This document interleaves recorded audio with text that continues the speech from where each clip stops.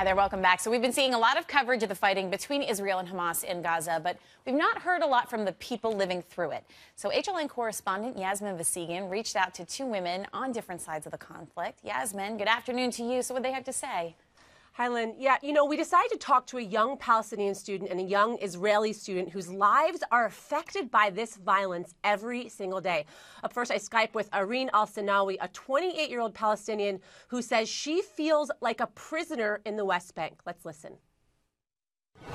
Tell me what life is like where you're living right now in the West Bank. In the West Bank, it's very frustrating. It's an open-air prison, and you really cannot bear the conditions you're living in. There's no freedom of movement. You cannot move from one city to another freely, and you're forbidden from going to Jerusalem, and it's humiliation most of the time. So, yeah, it's very frustrating. But Irene, the Israelis would say that that Hamas in Gaza is sending rockets to their land, to the area in which they live. So they do have some missile defense force. We have to look at the picture from both sides.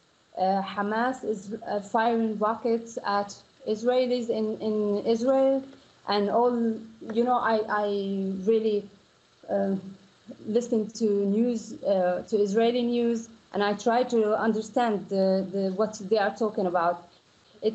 Most of the time they talk about fear, how people in Israel are afraid of the rockets that Hamas is sending.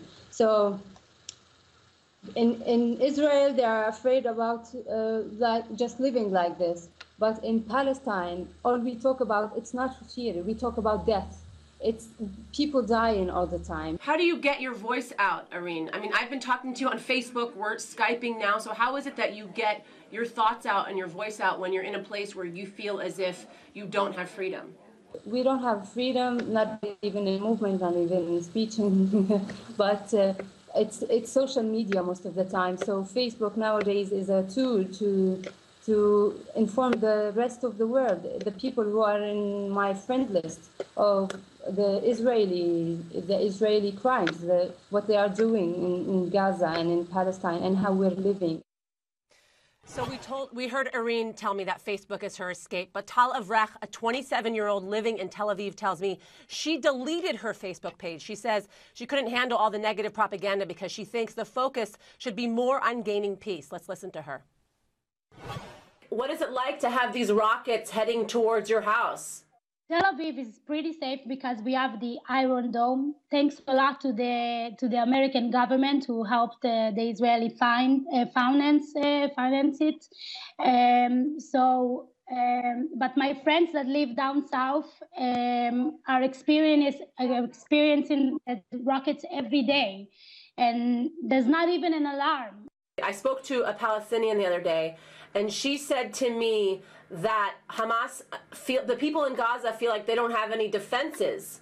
So what do you think about that?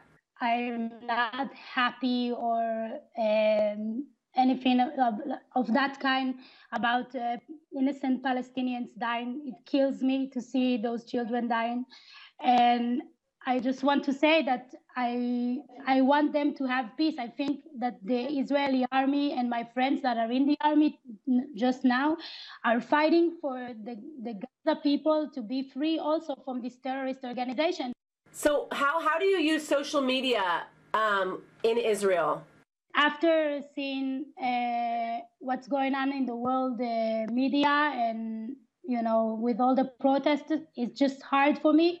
And I actually deleted my Facebook account. Why? I think for now I need a little bit of peace and quiet from everything that's going on in the world and what people are saying.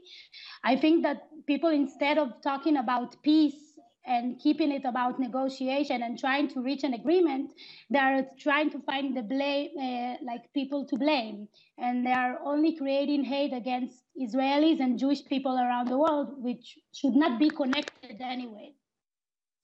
So we see there are differences between these two young women, but they told me they still want the same thing, and that's peace. And that's especially true with the new social media campaign, hashtags Jews and Arabs refuse to be enemies. This photo of an Arab American woman kissing her Israeli boyfriend has become a viral symbol of peace, and many others are posting their own photos on the group's Facebook page, Lynn. All right, Yasmin, thanks so much for that.